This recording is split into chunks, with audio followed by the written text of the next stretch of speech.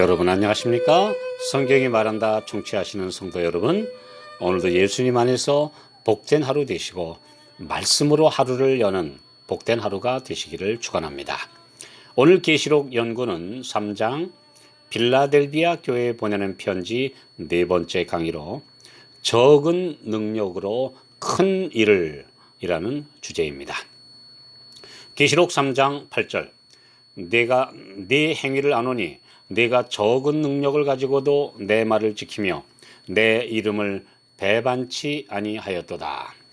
적은 능력이란 헬라어에서 능력이 거의 없다라는 말로 그들의 신분, 지위, 자산, 숫자와 세력 등 현실적인 여건이 매우 열악했음을 의미하는데, 이런 불리함 속에서도 위대한 사명을 이룬 빌라델비아 시대 교회를 주님은 크게 칭찬하셨습니다. 현재에도 목회자 없는 시골과 공산 국가의 지하교회에서 평신도들, 때로는 학식이 없는 여성도가 오직 하늘의 능력을 힘입어 복음 사업에 크게 성장하는 교회들도 있는데요. 바로 이런 교회들이 빌라델비아 교회들입니다. 배움이나 사회적 지위가 거의 없었던 12제자가 위대한 교사이신 예수님에 의해 능력의 사도가 된 것처럼 주님의 사업은 세상의 유명한 학자나 신학학위로 자격을 갖추는 것이 아님을 알 수 있습니다. 또 재력이나 세상의 영향력도 복음 전파에 아무 관계가 없습니다. 오직 성령이 쓰시는 신실한 일꾼이 되느냐에 달려 있음을 말씀하고 있습니다.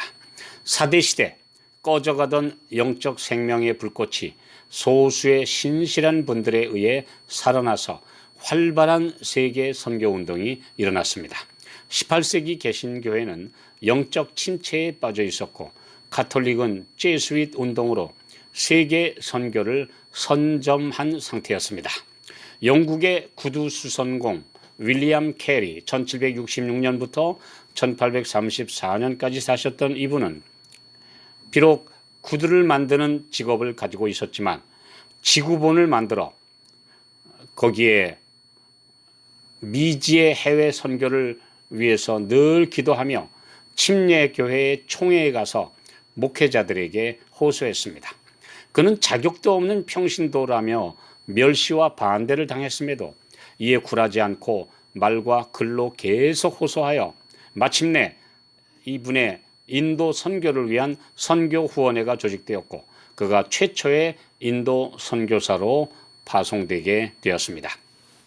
그의 헌신이 기폭제가 되어 선교 운동이 유럽과 미국에서 활발하게 일어나서 로버트 모리슨이 중국으로, 아도니람 저드슨이 버마로, 로버트 모펫이 아프리카로, 그리고 아프리카 대륙 깊숙한 곳까지 리빙스턴 같은 하나님의 종들이 복음을 전하여 땅끝까지 선교가 이루어지게 되었습니다.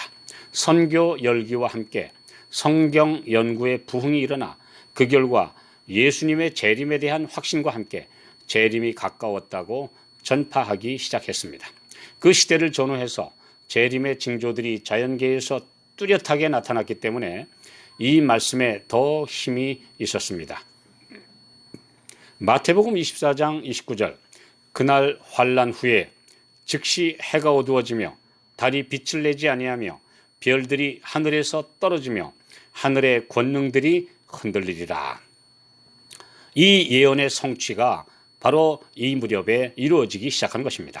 1755년 11월 1일에 포르투갈의 수도 리스본에 대지진과 쓰나미가 발생하여 순식간에 9만 명이 죽는 대참사가 일어났는데, 이전까지는 거의 볼 수 없었던 큰 재난이었고, 그 후로부터 전 세계에 큰 지진이 너무나 많이 일어나게 되었습니다. 점점 더 많이 일어나고 있죠.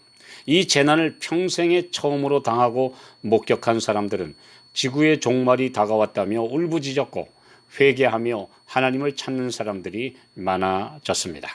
1780년 5월 19일에는 미국의 넓은 지역과 유럽까지 대낮에 캄캄한 어둠이 덮이고 달이 핏빛이 되는 암흑일이 있었습니다.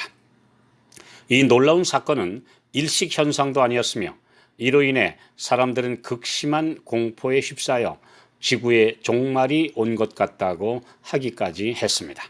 1833년 11월 13일에는 북미 대륙에서 유성이 소나기같이 떨어지는 사건이 일어났는데 대지진과 암흑일과 유성우의 소나기 현상을 3대 재림의 징조로 부르기도 합니다. 이는 성경 예언의 성취였으며 그 이후 이 지구에 이런 현상들이 많이 발생해왔고 특히 이 중에서도 지진이 엄청나게 많이 발생하게 되었습니다. 오늘날은 지진과 쓰나미가 거의 며칠마다 각처에서 발생하고 있는 재난의 시대입니다. 이것은 재림이 가까울수록 더 심해질 것입니다. 이런 일들을 보면서 18세기 말부터 종교적 각성과 재림에 대한 기대가 커져서 전 세계에 주의 재림이 가깝다고 외치는 설교자들이 많이 일어나게 되었습니다. 남미에서는 라쿤자가, 덴마크에서는 타우젠이, 스코틀랜드에서는 얼빙과 스위스의 가우젠, 독일의 신학자 벵겔, 그 외에도 수많은 사람들이 세계 도처에서 재림이 가깝다고 외쳤습니다. 그리고 유대인으로 랍비의 아들인 조셉 볼프는 세기의 선교사, 전 세계의 선교사로 불리는 인물로 유럽과 아시아, 중동, 남아프리카와 남미까지 무려 140여 개국을 다니며 임박한 예수의 재림을 선포하였습니다. 1831년에는 침례교 목사인 윌리엄 밀러가 재림이 가깝다며 시한부 종말론을 외치기 시작했고 엄청난 반응을 불러일으켜 이를 대재림 운동이라 부르게 되었습니다.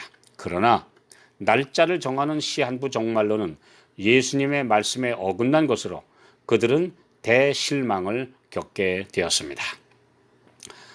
주님은 빌라델비아 교회에 그들이 내 말을 지켰다라고 말씀하십니다. 신앙의 힘은 복음의 순수성에 달려 있습니다. 사람들의 말, 청산유수 같은 언변, 학식과 정교한 논리가 아니라 오직 말씀으로 사탄의 방어벽을 무너뜨리는 것입니다.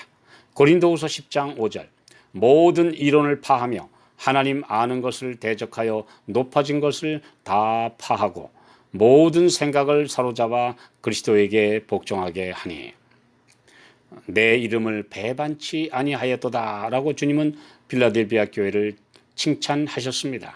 현대 사회는 사람들의 이해관계에 따라 배반과 변절이 난무하는 시대입니다. 비록 예수님께서 우리가 생각한 것만큼 일찍 오시지 않았고 또 조급한 사람들이 날짜를 정해서 그 날짜 때문에 실망하고 또 무너진 적이 많이 있었지만 그러나 주님은 절대로 약속을 변치 않으십니다. 주님의 재림은 멀지 않아 있게 될 것이며 우리는 언제 오실지 모르는 주님의 재림을 위하여 준비해야 합니다. 끝까지 변하지 않는 그리스도인이야말로 변함 없으신 주님을 가장 잘 닮은 성도들입니다.